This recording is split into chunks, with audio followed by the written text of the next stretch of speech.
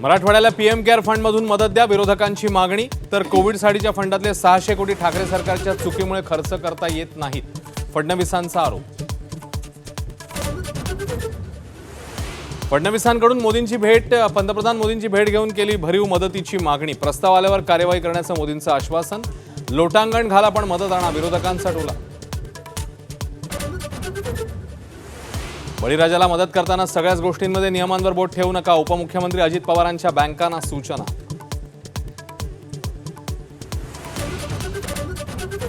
अतिवृष्टीने बेजार सोलापूरला मदतीचा हात. 10 किलो गहू तांदूळ मोफत वाटणार, गुरांसाठी चाराही देणार, जिल्हाधिकाऱ्यांची घोषणा.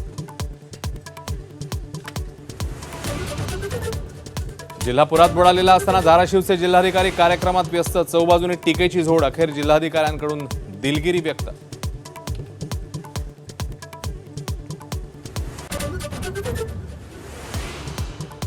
एमपीएससीची पूर्व परीक्षा पुढे ढकलली. 28 तारखेला होणारी परीक्षा आता 9 नोव्हेंबरला होणार. राज्यातली पूरस्थिती आणि पावसाच्या इशाऱ्यामुळे निर्णय.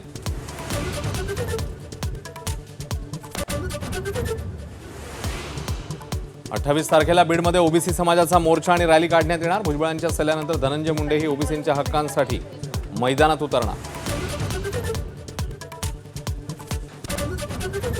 उत्तर प्रदेश पाठोपाठ संभाजीनगरातही लव मोहम्मदचे बॅनर. तर भाजपचे मंत्री नितेश राणेंकडून लव महादेव मजकुरासह एक्स पोस्ट. नव्या वादाला तोंड फुटण्याची शक्यता. डोनाल्ड ट्रम्प यांचा आता औषध कंपन्यांना दणका. 1 ऑक्टोबरपासून औषधांवर 100% टॅरिफची घोषणा. भारतामध्ये औषध कंपन्यांना मोठा फटका बसण्याची शक्यता.